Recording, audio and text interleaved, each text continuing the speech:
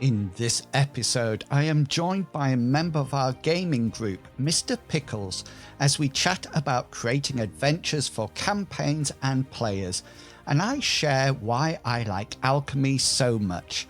Welcome to the Mythras Matters podcast, Season 1, Episode 29, Pickled Adventures and Creating Potions.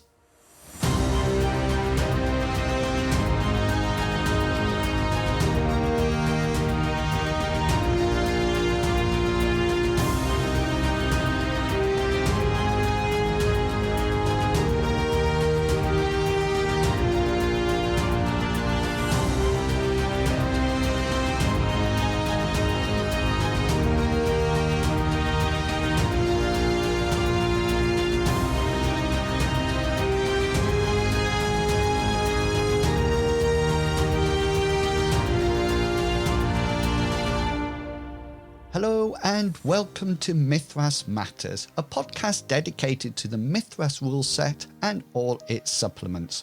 As always, I am your host, Inwils, and welcome to October. I noticed that this is episode 29. One more and we reach another milestone, 30 episodes. There have also been some new people watching the rules videos and commenting for clarification of certain points. So I'm hoping that this means that more people are playing the game and enjoying Mythras in all its forms. If you are one of those new people, then welcome to the podcast and thank you for listening. And welcome back to anyone who is just returning back to work after their summer break. If you are like me, you might listen to the podcast on your drive or walk to work. So if you do, welcome back as well. And don't worry, it will soon be the holidays again. Over the past few months, I have really enjoyed creating and playing the M-Space campaign. I've learnt so much about the rule set, and also I've had to make some decisions about the level of tech, lore, and the overall feel of the campaign.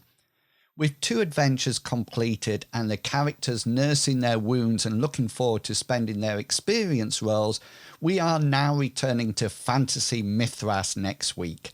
The players have kindly let me have a week off to plan their new session and adventure. I don't know how you plan for your adventures, but if you're like me, you might have experienced those moments when there is absolutely nothing arriving in your creative brain to make a start on.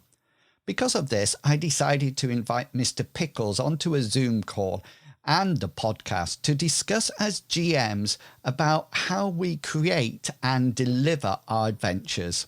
So I'll let Mr. Pickles introduce himself.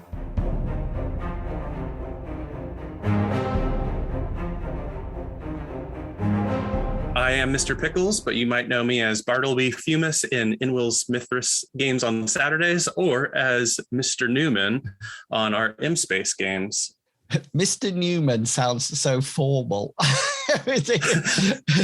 He's more formal, I think, than Bartleby. Yes, yeah. I do call Mr. Bartleby a lot. I've noticed that. So obviously you're quite experienced with RPGs, would you say, Mr. Pickles?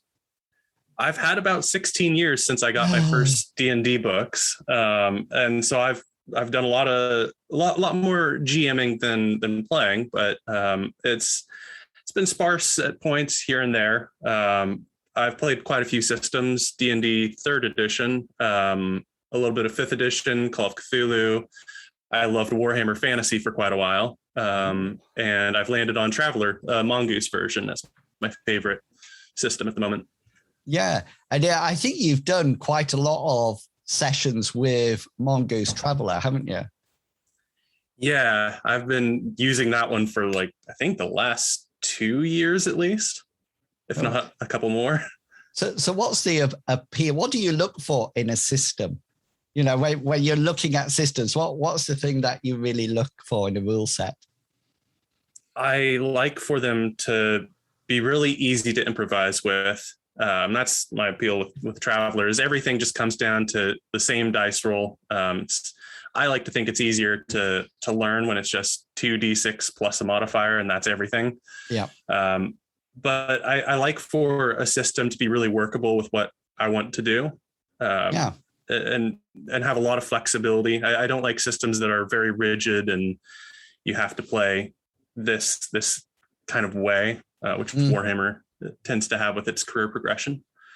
I often think that one of the things I'm often saying is that one of the things that aspects that I like about Mythras is this idea that it's easily adaptable to a whole load of settings.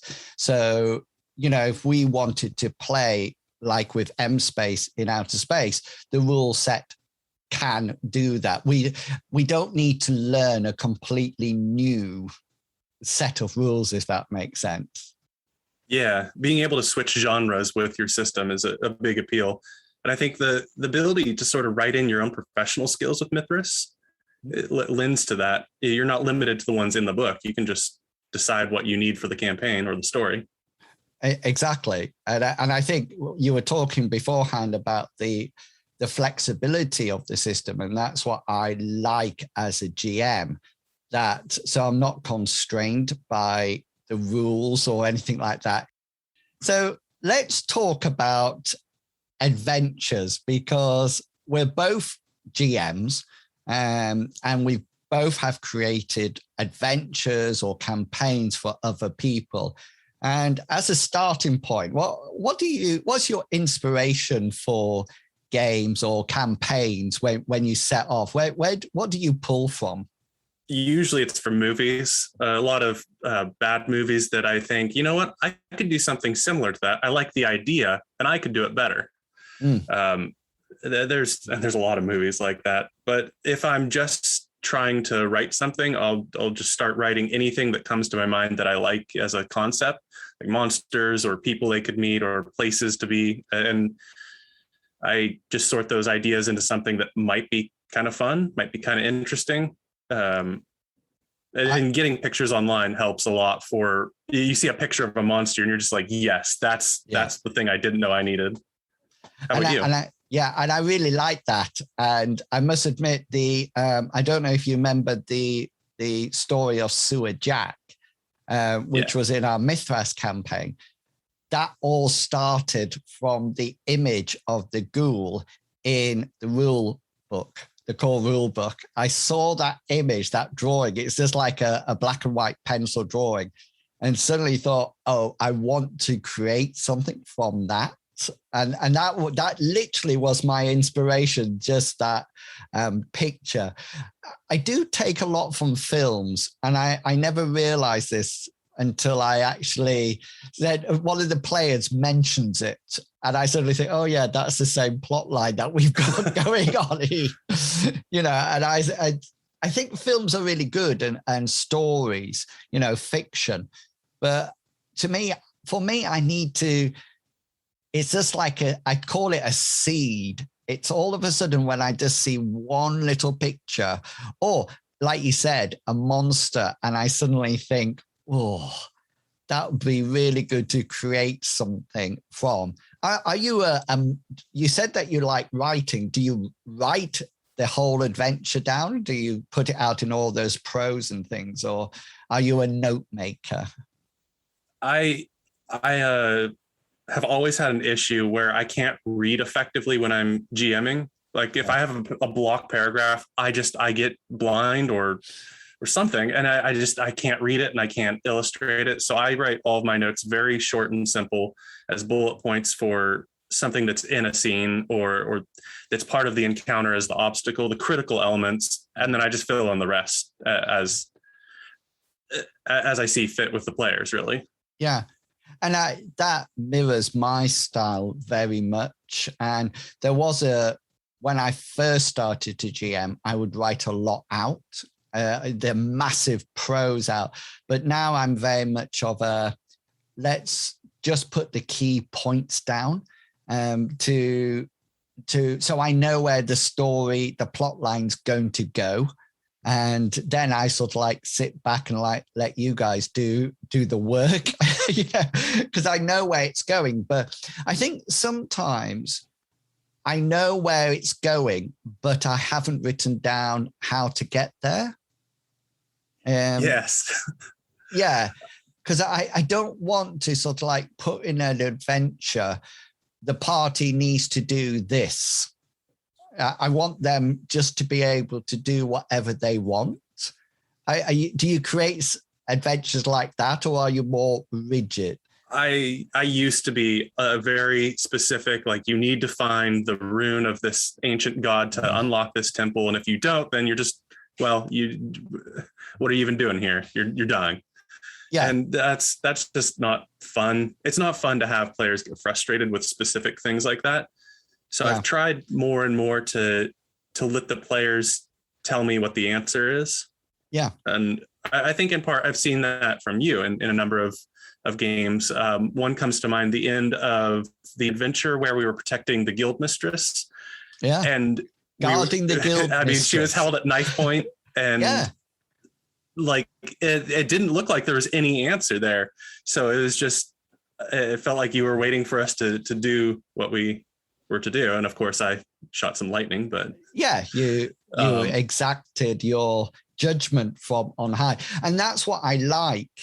Because otherwise I feel it's almost like a guessing game. And I hate it when the players are so like trying to guess what I've got written down on my sheet. And I hate that because I think then what I do as a GM is that I start to semi-direct them and start to say, do this, do this, do this, or it would be good too.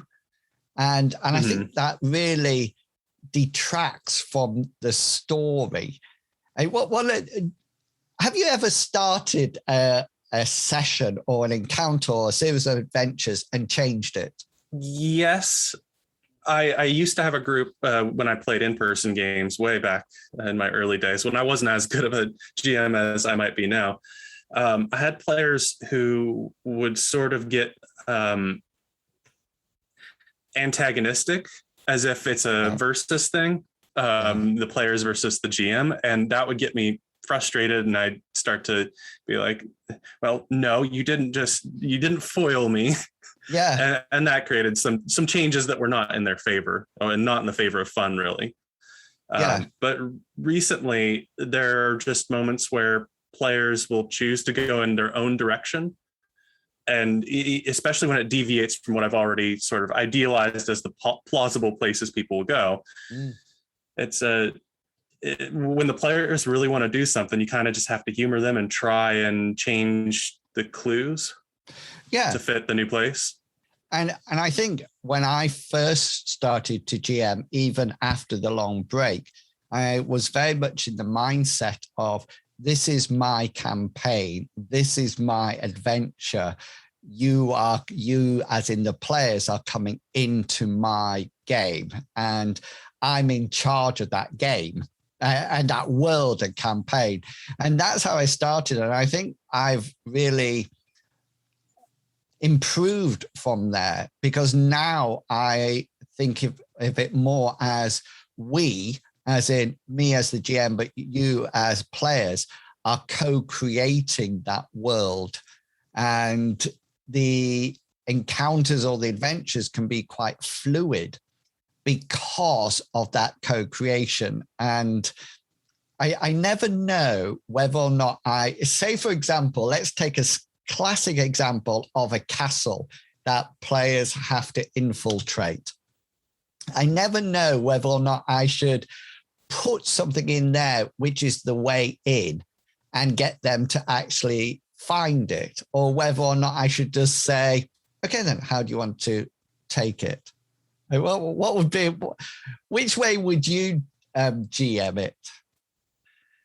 Would you go with, here, I'm going to suggest a way, there's a way set up already, or leaving it quite open and letting the players decide? It's really a fine line, I feel. Because on the one hand, I started out with like being very much, you guys do whatever you'd like to do. You ask me questions, I'll give you answers. And players that I was with didn't necessarily know know the questions to ask, but it's sort of characters should know certain questions to ask, I think. And I feel that's triggered often, like when you have anybody who has the tactics skill. I've noticed you usually have people roll that just for that information that they should know, at least. And go ahead. No, all I was going to say is that it brings up a really interesting discussion that I've had with many people about, should it be the intelligence of the player finding ideas or solutions, or the intelligence of the character finding solutions? And Call of Cthulhu has that wonderful, I think it's called an idea roll, when they can roll it, and that gives them some hint where to go. And I think the classic example I always give is that in Dungeons and Dragons, you would always have a mage with, say, 18 intelligence. But so they would probably know the answer to a lot of things, and, and if there was a riddle, what I feel is that I don't really want the player to try to solve the riddle. I want the character to solve the riddle. So you might have a very intelligent and intellectual player playing a barbarian, not that I should stereotype, but a barbarian with 5 intelligence. Now, would that barbarian figure out that riddle? My answer would be no. So can the player actually contribute to that discussion? Does that make sense? Yeah, I have a thing against riddles, not because I'm bad at them. I am, but it's just if riddles are for the players to figure out, I feel. Otherwise, it's just a dice roll. And if it's just a dice roll, then it's sort of just a roadblock. And you can get stuck on a stuck door or a riddle. It's really just the same. Exactly. And I know that some people would say, oh, I want a bit of the player to be involved with the discussions, I say, about a riddle. And for me, I sort of like think, so Longshank's EPG is a fencer, as in on guard fencer. So he knows a lot about combat. So should he be able to have an easier combat skill roll because the player knows more about combat? And I just sort of think, where do you stop the line of players actually, contributing to their characters' understanding of the world, which I don't know. There's lots of different answers, and I'm definitely going to have a roundtable discussion with a whole load of people because I know there's various different points of views. When we've established that we both sort of like take inspiration from a number of places, and it sounds like we're both quite note takers rather than a lot of pros. What about encounters? Those, whether or not it's a social interaction or a fight or in M space trying to hack a computer. How do you plan those encounters? I'm really interested in what you have, how your thought process, but also what do you actually have down on the piece of paper? During my sorting process of going through all the notes I've taken of different things I want, I try and make about 3 major encounters per adventure.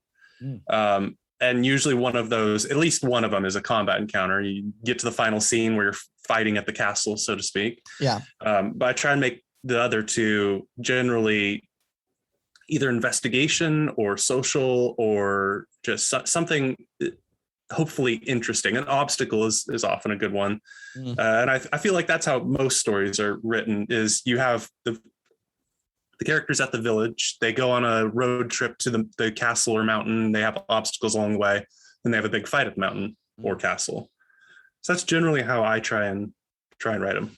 I think for me, and this might sound, I just hope that me talking about the adventures don't demystify the sessions for you when we're actually playing. But I actually have a document that actually says possible encounters, and then I list 3 to 5, and I literally have no idea when I'm going to play them.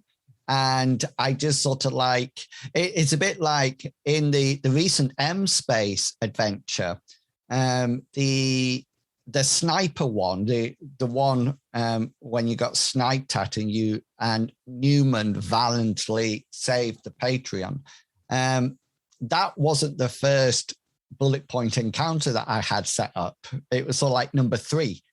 And I just thought, oh, this is the right time and place for this, and went for it. And I think that's I do put, sometimes I get to the end of an adventure and I haven't used all the encounters. So I can just sort of like reapply them to the next adventure that we do. So I don't actually have this will happen, this will happen, this will happen. I just have, here's 3 or 5 encounters in Wills. You can use them when you want.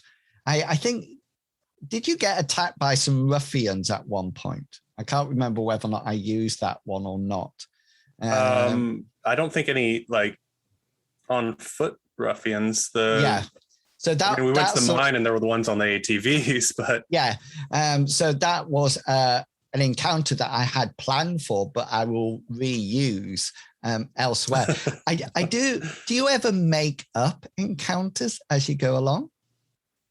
Yes, and it's usually because the players are prompting me to. Because I have the. Well, are they there saying encounter? Make up an encounter, please.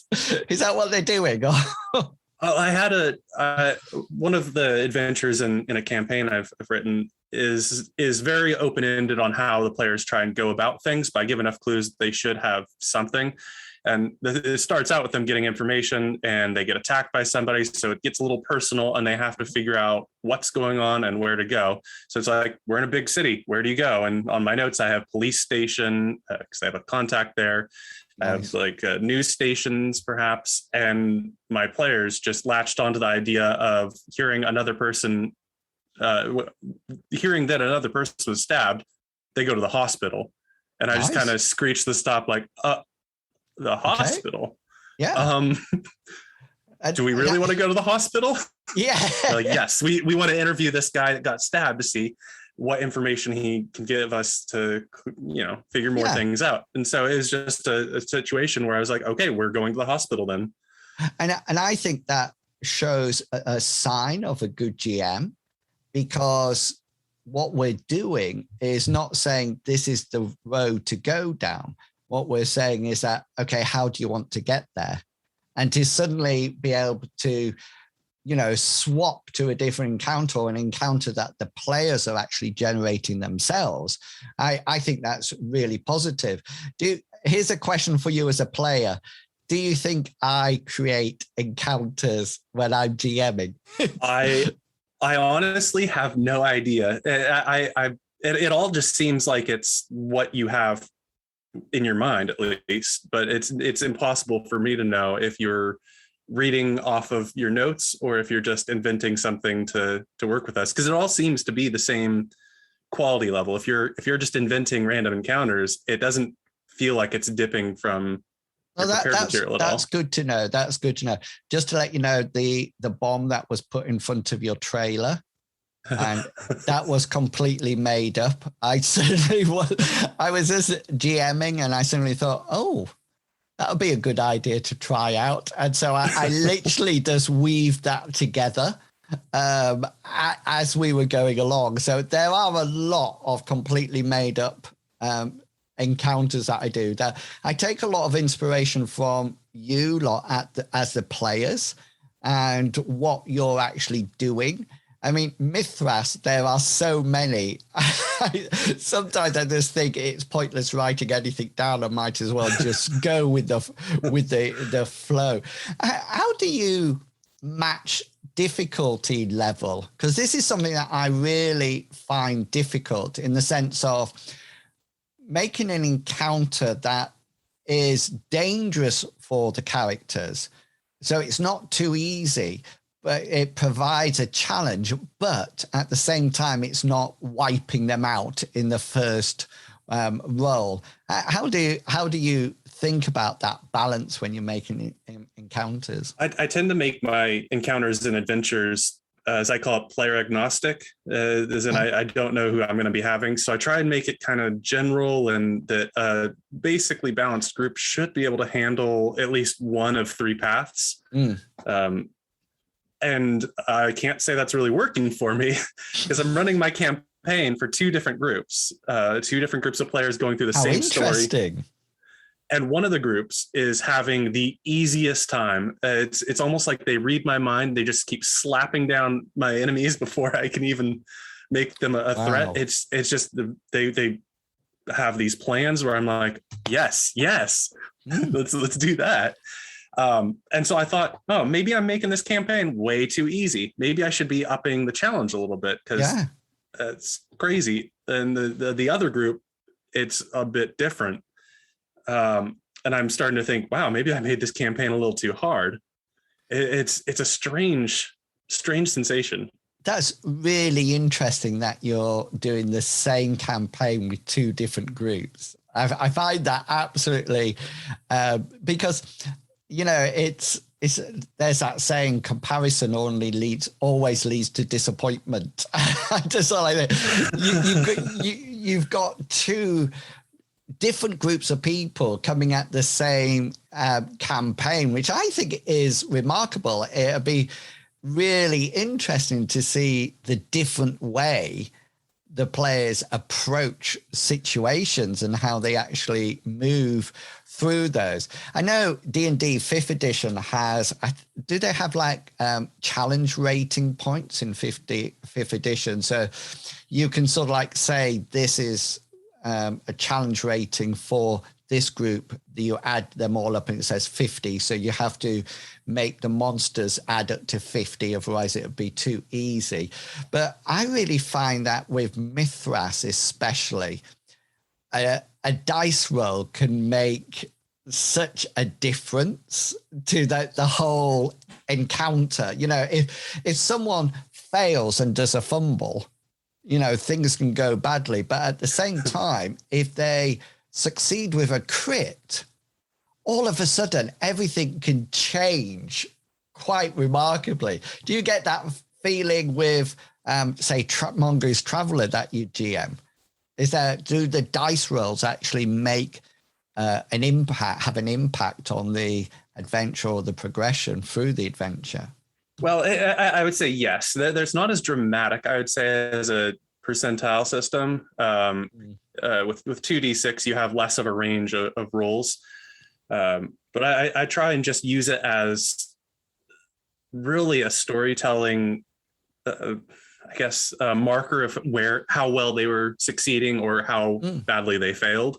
You can get a pretty poor roll. And I just try and make that as a situation where an avenue is shut down, but there are other avenues opening up. Like if you're trying to pick a lock, you might fail and make noise, and a guard's coming to open the door now. So a new challenge situation, but you're not blocked out.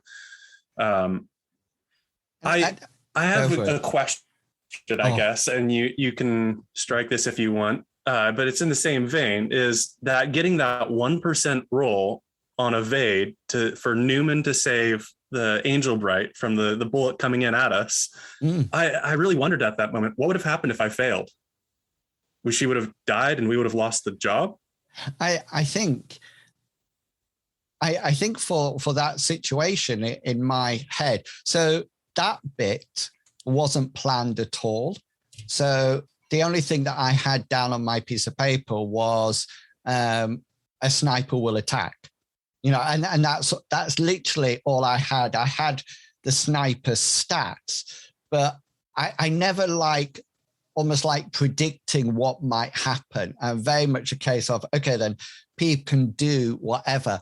And I think at that point, it's a really interesting question, because I haven't thought about it.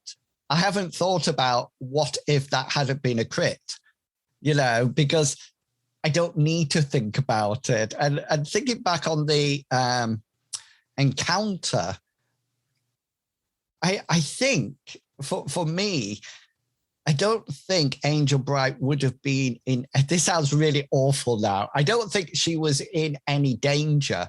And what I did was that I used your crit roll to increase the story value. So rather than just saying, or you dive out the way, I thought, I can use this now. Let's see how I can develop the story from that critical role. Does that answer the question? I'm not too sure whether or not I've answered the question. It does.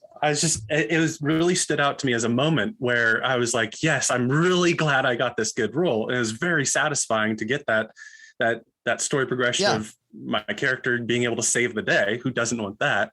But afterwards I was wondering, like, wow, what a gamble on Inwil's part. She would have been dead on the ground, brain splattered. And exactly. Or she would have somehow be survived. Or one thing that I, as a GM, that I'm really passionate about is, and you'll probably hear me talking about it in the sense that there's a standard role, there's a standard success, but there's also that critical success. And whenever people get a critical success, I want to reward them in some way. And I often use the phrase, and you'll hear it a lot, that I say, okay, but because that was a critical, I'm going to give you this, or I'm going to give you this, or you tackle her to the ground because it was a critical, and I'm really passionate about this idea that if it is a crit, then there has to be something fantastic, and in the M Space adventure, when you were going to the trailer, I was going to say Hazra, but Minsk does a maneuver with the car, and he sort of like knocked him and carried on driving. And it was a good maneuver, but I didn't want to increase the effect of it because it was only a standard. It wasn't a crit. And, with the crit, I think I would have said something like, the tail end whacks the guard and sends him flying over to the trailer and to sort of like splatter on the trailer. So I'm always trying to think, this is only just a success. This is a crit, or this is a fumble. And then try to weave my story around that. What do you think is the most, this wasn't on our immediate question, so our question sheet, but do you think there's a skill that GMs should have, or they're naturally good at it, to actually weave this narrative through the story and keep everybody engaged? Do you think there's or maybe not one skill, maybe a few skills? Yeah, well, the first one that comes to mind is you need to be having the ability to improv. If you have to read off of your notes in order to DM, that just, you may as well be playing a text-based RPG. I agree. And I think coupled with that, you need to have a little bit of, I want to say, humility about your entire setting. Like, players are there to add flavor and to do stuff. And I feel by being humble about your own setting, accepting that players will come in, that allows you to make some even greater narratives. Yeah. And one of the things that idea of humility, I try to rejoice in the players' good roles, even though it might put a part of the adventure to pot. What happened because of that good role. And I think when you get any of the players get a crit or they do really well, I don't want to sort of like sat there thinking, drat, you spoiled that now. I always want to say, that's brilliant. Well done. So this is going to happen. Well, do you ever fudge a roll? Oh, I thought you were talking about Mythras. I was going to say, how would I fudge a roll? Yeah. Well, yeah, because when you play Mongoose Traveler, do you roll live on something like Roll20, or is it hidden, the rolls?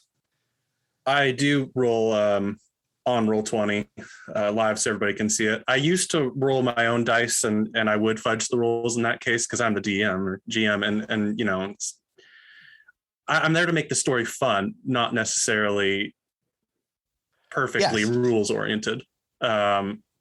but I've found it's easy enough to still make a story fun, even when the luck is not in your player's favor. Oh, very much so. And it's all about how you choose to interpret the rules. And one of the things that often worries me on Roll20, because I don't fudge the rolls. Any rolls that you see are the real rolls because they're out in.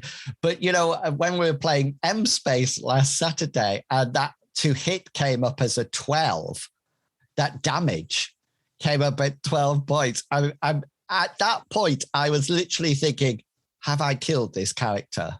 Because 12 points is a huge amount. And say, for example, you had no armor and it was a head hit. I think I'd just be dead. Yeah. And it's just sort of like, I sometimes feel that playing live doesn't give me that, as on Roll20 and everybody can see the rolls.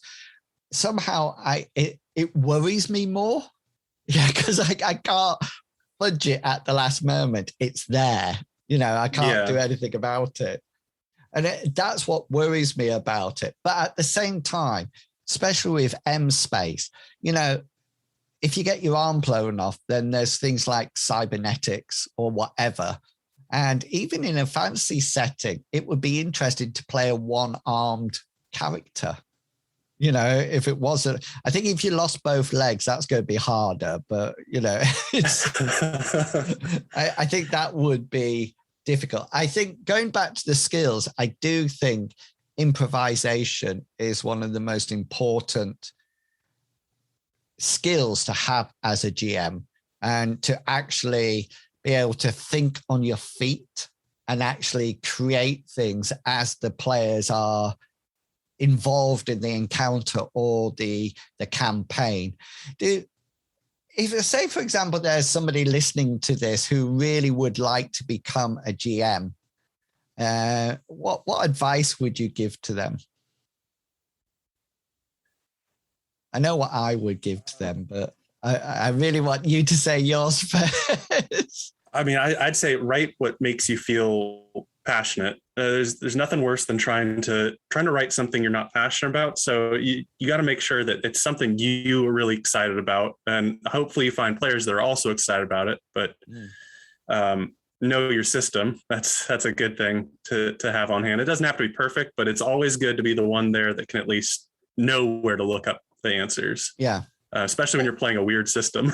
Yeah, or create something that is the rule is there and implemented, but saying to players, right, this is what we're going to do now, but I'll check up the rules later, because sometimes I don't want the flow of the game to be broken. So sometimes I agree with you. You need to know the rule set, but at the same time, it goes back to this improv skill that you can make a decision, there and then.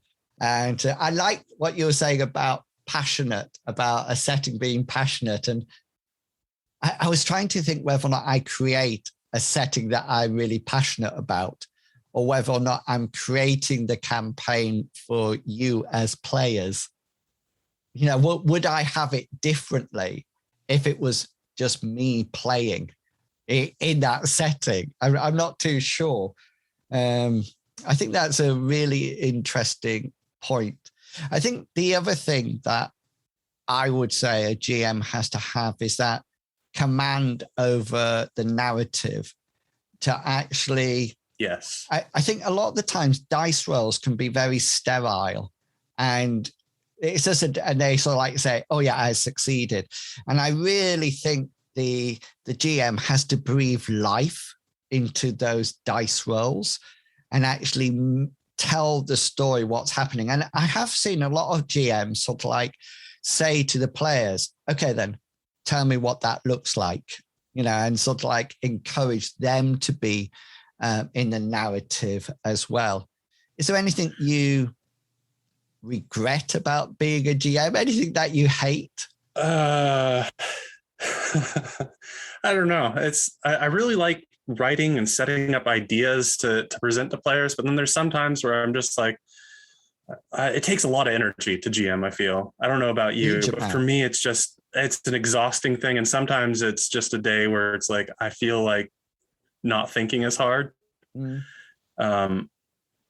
And yeah, it's interpreting those dice and breathing life into it takes a lot of energy. And I think no matter how simple your system.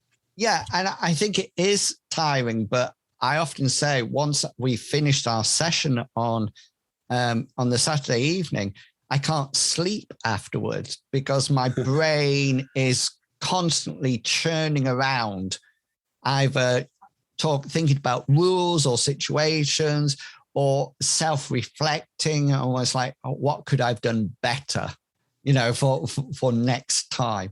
I do think my advice to any GM would be to enjoy it.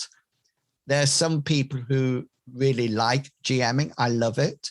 But I don't think everybody is a GM. Definitely not. Yeah, I think some of them are actually players, and then that's it. So I'm going to bring it to a close there, Mr. Pickles. I am going to ask you to come back because I'm really interested in your view about creating campaigns or adventures for solo characters, and just, is it possible? Can we do that? Have we had any success with it? And actually unpick that a little bit in a later episode. But thank you so much for coming along and contributing to the Mythras podcast. I really do appreciate it. Thanks for having me on the show. I always like being here and hanging out for a little while, talking about campaigns and role playing. Yeah, brilliant. I'll definitely have you back then.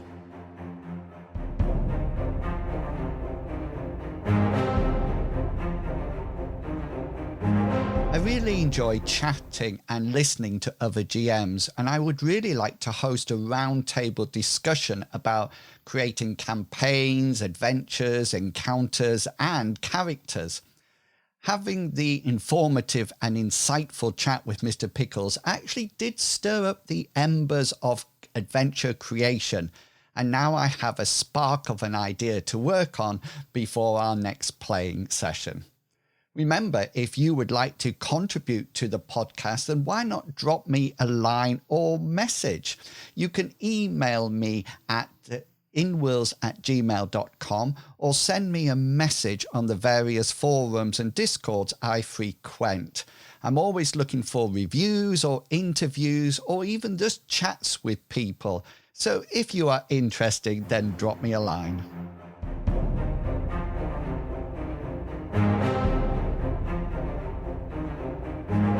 If you are familiar with our Mythras campaign, you might be aware of an NPC called Annalyn. He actually hired the party to head into the forest to grab some recipes from his old home. Bonus points if you can remember his assistant's name, who accompanied the party and kept some of them up all night. I've always liked the idea of crafting skills within Mythras. The ability to craft your own items and even make them better quality than normal really appeals to me, and something that I will be making a rules video on in the future. Whether I'm playing an RPG or MMOs, there are two crafting skills that I get drawn to: cooking and alchemy.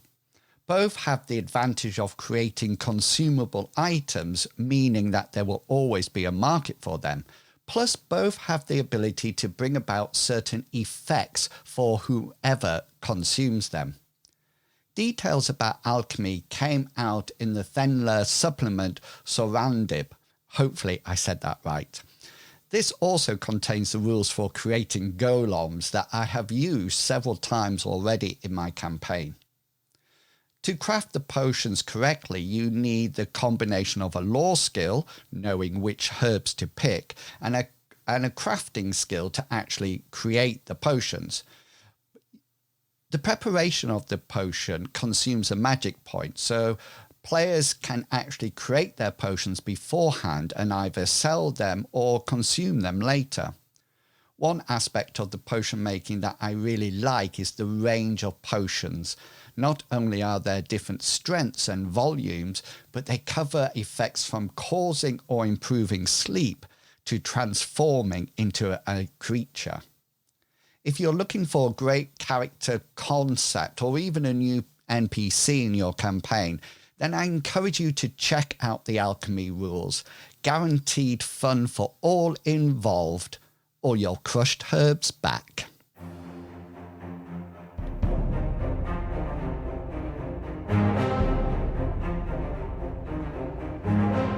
And that's it. Another episode of Mythras Matters completed. Don't forget you can check out all my content by following my YouTube channel and the campaign areas on World Anvil. I really appreciate your support, and do check out the Tapper Talk forums and the Discord. All links are in the show notes. So until next time, have a great month of gaming, everyone, and I will chat to you all again in November. Until then, I hope that all your opposed rolls succeed and provide you with a well-deserved special. Thanks for listening, everyone. See ya. Bye.